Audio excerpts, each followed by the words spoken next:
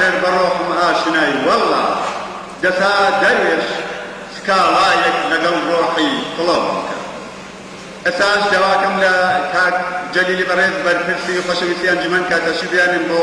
ئاراستەکردنی وتاری ئەنجومەنی ئەدەبی.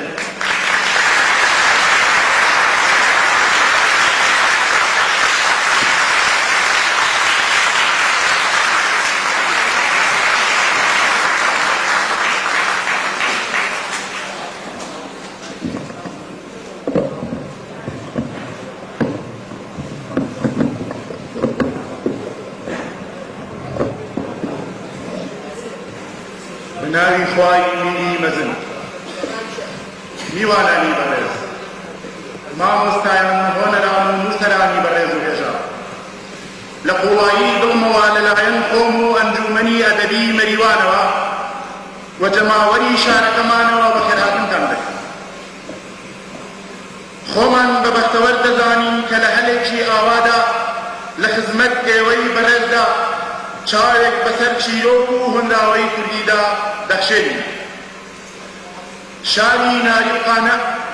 مەڵبەندی دوازدە سوارە و گۆلی درێبار بە چەپکە چنووری کۆسارانی هەورامان و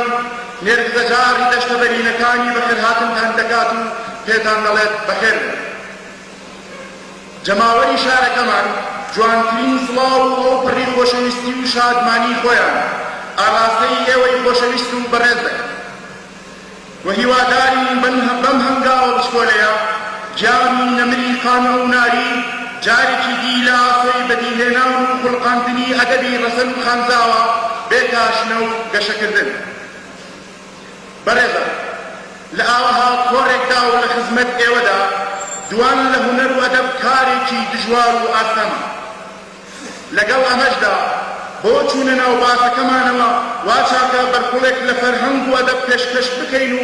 دەرگای باس و لێکۆڵینەوەکانی بۆ ئێوەی بەڕێز بخەینە سەر پشت و گوێی دڵ بدەینە وتە و ڕاکانی ئێوەی هێژا.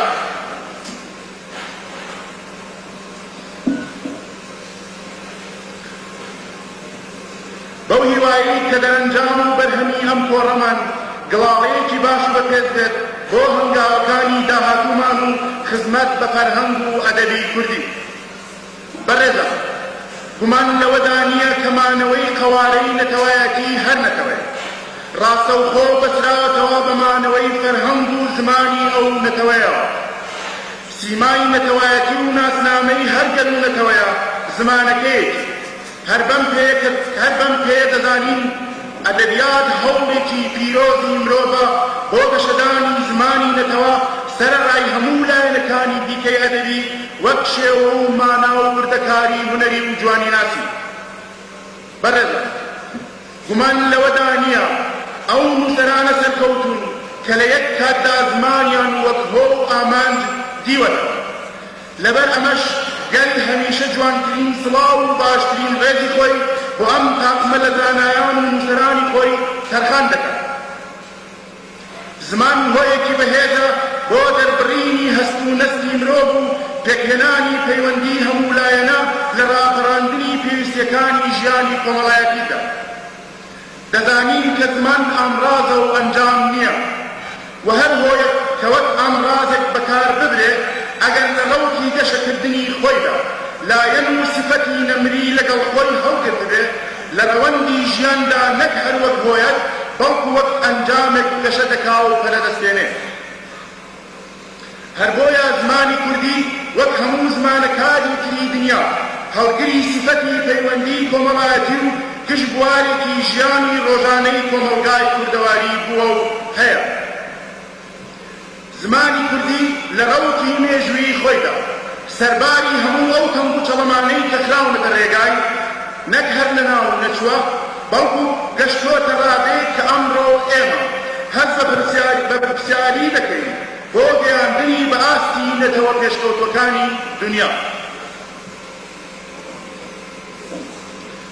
هەر بەم پێیە زمانی کوردی بە گوێرەی ئاستی ڕۆشنبیری و پلەی فەرهەنگی گشتی کۆمەلگاکەمان لە گشت بوارێکی فەرهەنگی و ئابووری و ڕامیاری و کۆمەڵایەتیدا توانیوێتی شان بەشانی ئەو ئەرکەی کە کۆمەلگای کوردەواری ویستوێتی ئەنجام بدا و بە لێهاتوویەوە ئەرکی مێژووی خۆی بە ئەنجام بگەین. بەڕێزان، لەم چاکەدا کە چاکی پەیوەندی و تێکڵاوبوونی خێرای گەلانی دنیایە، زمان لێوێ بوونی خۆی وەک بوونێکی نەتەوەیی بپارێزێت. هەر لەبەر ئەمەش زۆرتر ئامانجا نەوەکەوە. ئەم بابەتە لە هەموو سەردەم و چەرخێکە بە پێی پلەی پێشکەوتن و دواکەوتنی سەردەم خۆی نواندووە تا بە ئەمڕۆ.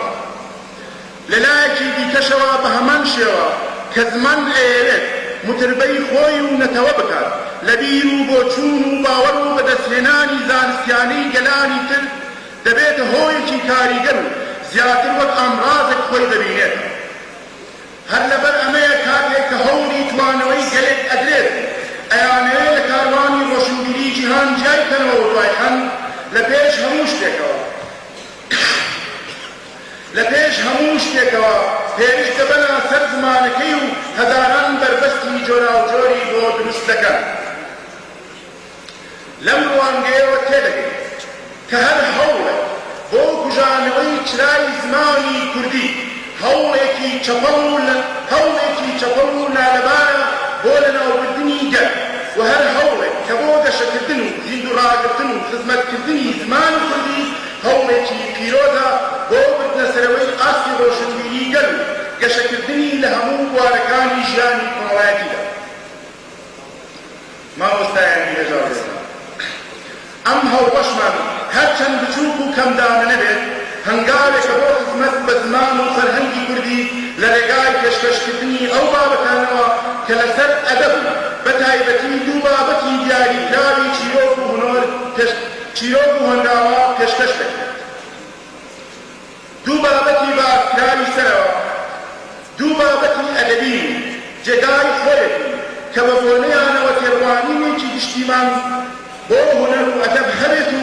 پاشان بیر و مێشکمان بە وتەبەپێز و زانستیەکانی مامۆستایان داخاو بدەین و توێژی هەنگاوەکانی داهاتوومان لە خەرمانی زانست و زانیاریان هەڵبگرین.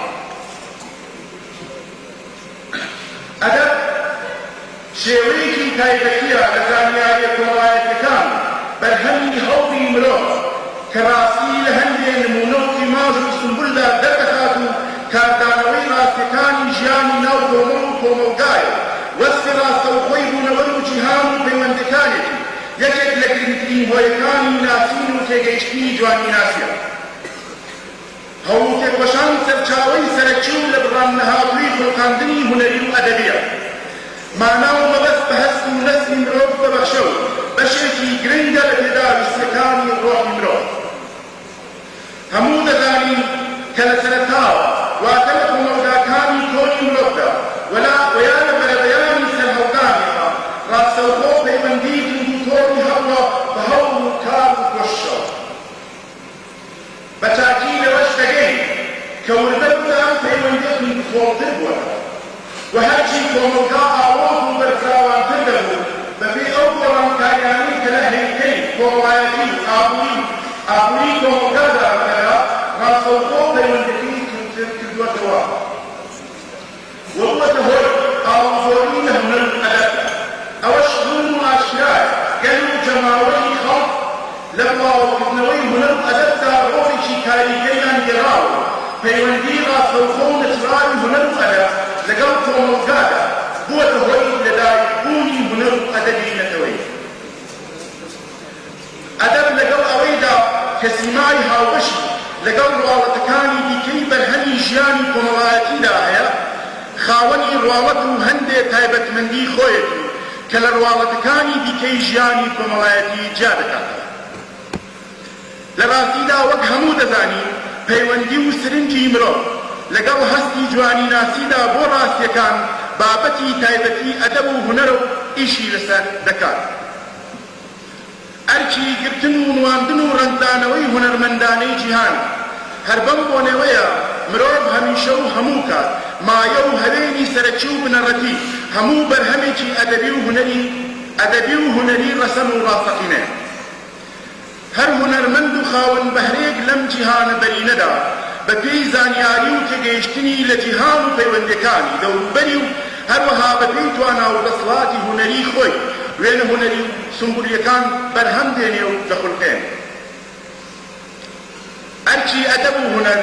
وەڵامدانەوەی ویستی جوانی ناسی جەماوەرە بەهۆی خوڵقاندنی بەرهەمی جوانەوە، بەهۆی خوڵقاندنی بەرهەمی جوان و لەبارەوە کە ڕێگای کامرانی و بەختیاری تیادا دیاری کرابێت و ئاسۆی بینی فراوان بکات و بە لێدانی دەرگای هۆشی کوڵکاتەوە بۆ وردبوونەوە و ڕۆچوون بەنێو پەیوەندیەکانی ژیان و ژیاندا و هەروەها هەستی مەعنەوی کۆمەڵ پێی گەشە دەکات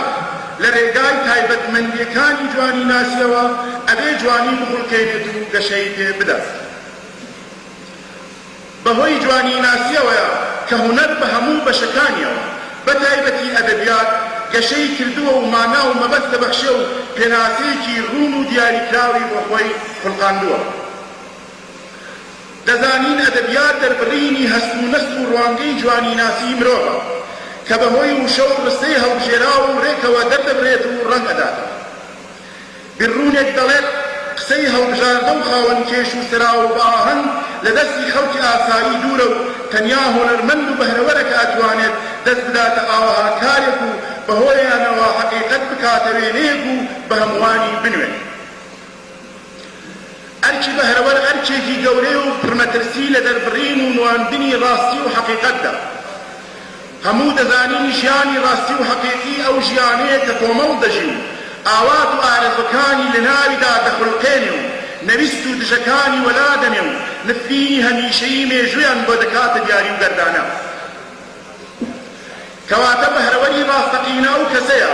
کە لە ڕەوتی ژیانی تایبەتی خۆیدا ڕێگەی جودایی و دوورەپەرێزی بۆ خۆی هەڵمەبژێرێ و لە دەریای ژیانی جەماوەرەکەیدا بژی و لە باوەڕە خوڵقێنەر و بەپێزەکانیان ئاگادار بێت و دەستمایەی هونەری و ئەدەبی بن بۆی و چاک لەو پەیوەندیە گەشت بێت کە تاک لە ڕاستیدا شتێک نییە جگە لە ڕەنگدانەوەی بەشێکی بچووک و دیاریکراوی هێزە دیارەکانی کۆمەڵ و کۆمەڵدا. بەڕێزان و خاوەندایە هەموو دەزانین ئەدەبی کوردی وەک پێویستی واقعی ژیانی کوردەواری لە هەموو قۆناغ و باڵودۆخێکی ژیانی کوردەواریدا بەپێی ئەو ئەرکە سەرنجیانەی کە وەک ئەدەب کەوتووەتە ئەستۆی تا ڕادەیەکی باش توانیوێتی هەنگاو بە هەنگاو وەڵام دەرەوەی ئەو ئەرکانە بێت و ڕوانگە و سرنجی مرۆڤی کوردەواری بۆ بوونەوەر و پەیوەندیەکانی لەگەڵ خۆیدا هەڵگرێت. هەر کات و سەردەمێک بینی زاڵی سەردەم و ویستی جەماوەری لەگەڵ خۆیدا هەڵگرتووە و تا ڕادەیەک مێژووی ژیانی گەل و جوغرافیای سروشتی ناوچەکەی خۆی بووبێت و شقری نەتەوەیی پێوە دیار.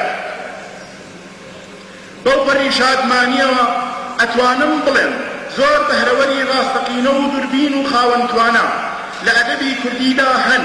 کە لە هەموو سەردەم و بارودۆخێکە لە ویستی سەرەکی و ئازاری مرۆڤی کوردەواری گەشتون و لەگەڵی ژیان و بە لەبەرچاوگرتنی هەموو لایەنێکی هونەری و جوانیناسی و ئەدەبی بەرهەمەکانیان ئاوێنەی ڕاستیەکان و ویستەکانی سەردەمی خۆیان.